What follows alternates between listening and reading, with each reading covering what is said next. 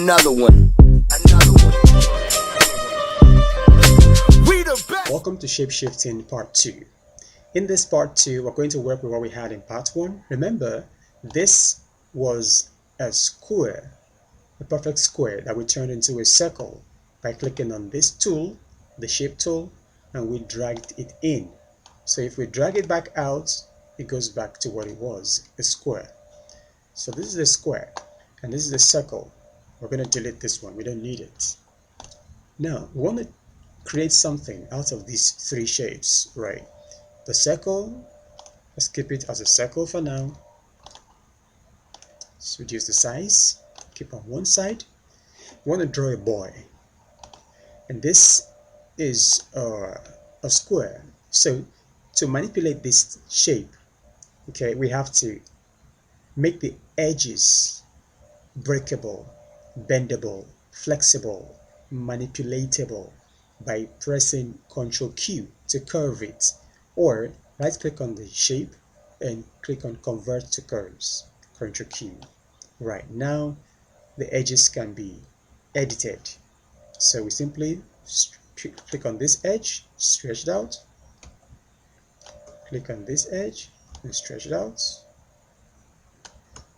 this edge, yeah, and then we can create more nodes. We can create more nodes, like here. If I double click on this place, a node has been created and I can bring that in. If I double click on this place, a node has been created and bring that in. Eventually I can double click here and make this look like this and make it a shirt. I can double click here and make this the arm of a shirt. We're manipulating. Remember, it was a perfect square when we started, but right now it's looking like a shirt. We want this shirt to have some kind of neck region right here, so we'll go back to our shape tool, we create a space, double click here, and double click here. The one in the middle, we depress it by bringing it inside, and we use this right here, convert to curve. Okay, now it's a curve. Now we can curve it anyhow we want. Okay, and if we disappear or double click on this to delete it, it becomes curved automatically. Now we can curve it as much as we want and make it depressed as much as we want. So you can see that. That's the shirt. So this image, the rectangle, we can bring it here. We can make a skirt if you want, or we can make a trouser out of it. Let's make a knicker out of it, a short knicker. Again, we have to curve it, Ctrl Q, or we right click and click on this, Ctrl Q. We want this knicker to match the top, so we highlight these edges together, draw them in to be on the same line. Highlight these edges, draw them in, and now we can click here, and click at the middle, and then we depress the middle, and that's automatically a knicker right there. Right, so if I was going to do professionally, I would have to use my ruler to measure the size of this side and this side to make sure they are equal, and the ruler is right here, as you can see, and here also. But right now we're just experimenting. Let's give this knicker a belt. Click on the rectangle tool, okay, or we can even turn this into a belt. How is that possible?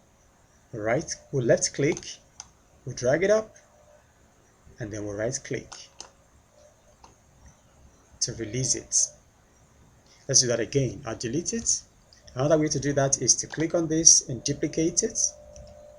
You see, now you have two. Bring it back on top of it, and simply reduce the size of this one. That's a belt. Now to make it cover the waist, we can put a color pink on it. Good. So now that we have a pink belt, this guy is wearing a pink belt, we can put a circle on top of that. Okay, we have a circle already.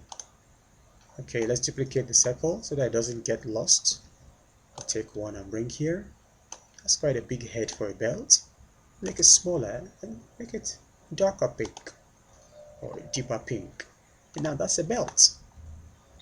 Oh, this guy is going to be wearing a nice top and short with a pink big belt. What name do you think we should call him? Bring the circle here to be the head of the guy. Big head. Let's reduce that a little bit. Good. If your head is this big over your body, you gotta consult me. I'll ask my ancestors for help for you. Okay, let's make it black head. Okay, so that's a guy right there. We can give this guy legs if we want. It's simple. And how do we do that? For example, we can create leg from what we already have. We can take this and duplicate it. Okay, by pressing Ctrl D, we duplicate it, and then we simply collapse this edge, bring it here, and we destroy this by double clicking on it. See that? Good. You can make it slimmer, a leg, so it fits right here. Has some leg right there. Good. We want the same leg to be here, so what do? We Ctrl D to duplicate. We bring it here, so the two legs are facing that way. We want this leg to face this way. We click on this to mirror horizontally. It flips like that, and the legs are looking like they're facing the front. So we leave it this way, and we can decide to give him shoes. Okay, just bring this belt held, and what do? We Ctrl D to duplicate. We'll bring it here, and now he's wearing pink shoes. Nice shoes. You like it? I think I like it. So we can make the shoe look like something closer to shoe. Circle doesn't look so much like a shoe. Yeah. So we can duplicate again by Ctrl D and put it here. And now it's got two beautiful pink shoes. Right. So we're just simply shape shifting and manipulating. We started with a square, a rectangle, and a circle. And now we have so many shapes that we probably can't even name. So what do? I need to group all this into one person, one object, by clicking on this icon right here, group object, or simply pressing Ctrl G. Now they are grouped. When they are grouped, if I move, everything moves. Okay, everything moves together. So now we can put that sit here. So there you have it. Shape shifting magic. Thank you.